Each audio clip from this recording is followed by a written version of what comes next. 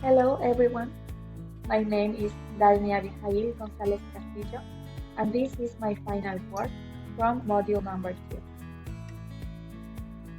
For this activity, I decided to translate the text number 2. The title was Enfermedad por Coronavirus 2019, herramienta de evaluación de la preparación del centro de diálisis para el paciente.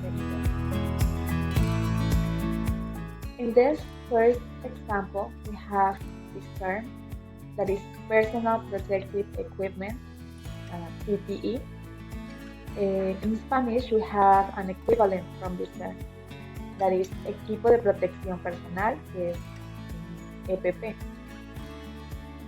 The strategy that I used for this term was a translation using a long word. Why? Because at the beginning of the text, I used equipo de protección personal, and in parentheses I put EPP. But in the rest of the text, I only use EPP because I already explained it, and people will know what we were talking about.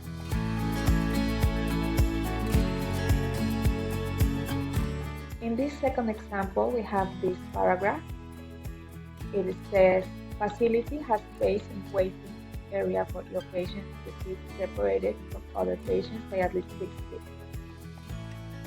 In Spanish, it says, el establecimiento cuenta con salas de espera con suficiente espacio para que los pacientes enfermos se sienten separados de los otros pacientes por lo menos a 1.5 metros. This is the term that we use here in Mexico. That's the distance we have for the social distance here.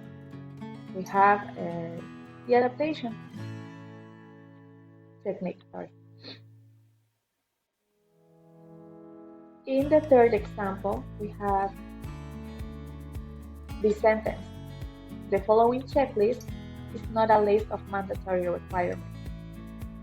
In Spanish, I translated as los elementos del siguiente checklist no son obligatorios. Here we can see two things. The first one is that I did a borrowing of checklist. Normally here we know what checklist means and we borrow this term. And also we have the strategy of translation by omission. We have checklist and it is not a list again. So I decided to omit it here in this sentence. Los elementos del siguiente checklist no son obligatorios. I did an omission of it's not a list.